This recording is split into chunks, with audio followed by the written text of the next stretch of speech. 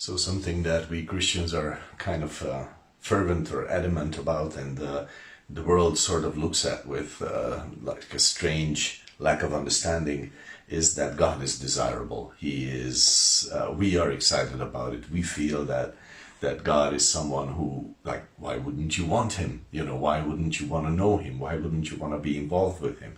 That is our attitude. This is why we speak about Christ to our friends. This is why we want people to know him. But, you know, the world looks at us and says, what, why would you want God? Like, why do you want to suffer? Basically, that's their idea. This is because, and this is why we love the grace of God so much. This is because we know the grace of God.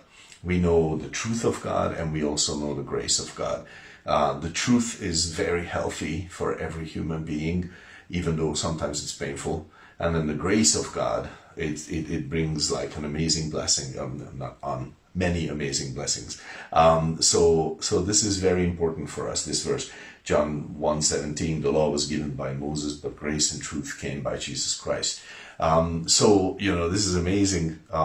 It says that in Jesus Christ we have come to know grace and truth together, and those two together are really who God is. And in that, of course, there is love. In that, there is mercy. In that, there's a lot of other things that could be brought out, but you know, this is just a 5-minute early morning thought for you and for me. So this is an amazing thought.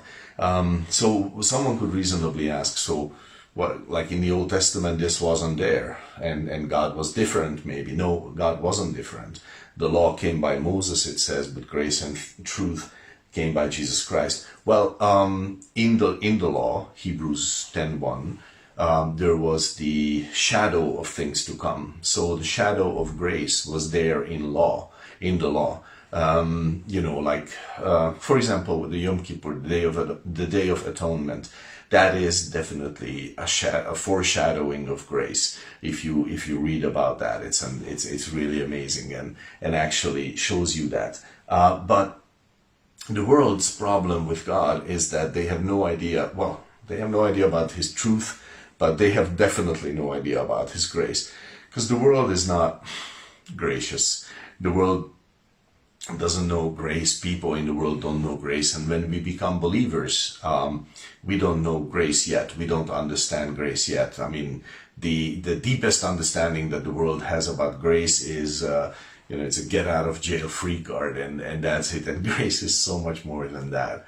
But to know that, you need to know God, because He is the source of all grace. You know, 1 Peter 5:10. He is the source of all grace. So we find God desirable because we know His grace and we know His truth. So that means for you and me, if you want to desire God, and if I want to desire God, then we need to get involved with His truth, and we need to get involved with His grace more and more in life. So with that thought, I just want to leave you and consider that, and God bless your day.